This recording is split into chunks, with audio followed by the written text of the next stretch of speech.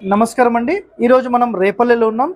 So ఈ ఇంటికి సంబంధించిన ముహూర్తానికి సంబంధించిన డిస్కషన్ ఈ ఒక చిన్న ఎపిసోడ్లో మనం చేస్తున్నాం. స్థాపత్య వేదంలో లేదంటే ఐంత్రం గ్రంథంలో మయాన్ మహర్షి చెప్పిన సూర్య సిద్ధాంతాన్ని బేస్ చేసుకొని మనం ఇంటికి సంబంధించిన ముహూర్తం అనేది చేసుకుంటాం కదా.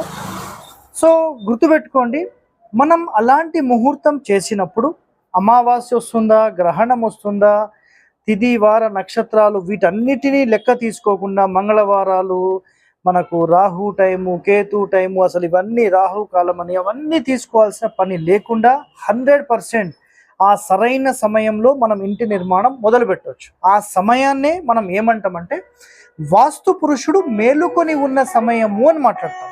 సో ఆల్రెడీ నేను దీని మీద ఒక స్పెషల్ ఎపిసోడే చేశాను నేను, అర్థమైందా?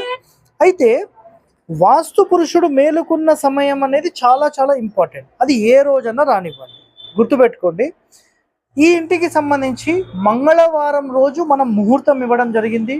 సో మంగళవారం రోజు ఒకటేమో ఒంగోలు నెల్లూరు ఏరియాలో ఒక ఆయనకు జనార్దన్ అనే వ్యక్తికి ఇచ్చాము, ఈయనకి ఇచ్చాము. ఇంకోటి ఎక్కడ ఇచ్చామంటే నిజామాబాద్లో ఇచ్చాము. సో నిజామాబాద్ది చాలా పర్ఫెక్ట్గా అయిపోయింది ఇల్లు. నెక్స్ట్ ఇక్కడిది చాలా పర్ఫెక్ట్ అయింది. సో మరి జనార్దన్ గారిది అసలు స్టార్ట్ కూడా కాలేదంట. మరి ఎందుకు కాలేదో మనకు అర్థం కాదు. సో మంగళవారం కానీ శనివారము అవన్నీ తిథి వారాలతో సంబంధం లేదు, 100% మొదలు పెట్టచ్చు. సో మంగళవారం మీరు మొదలు పెట్టారు కదా, మొదలు పెట్టినప్పుడు చాలా మంది చెప్పిన మాట ఏంటిది?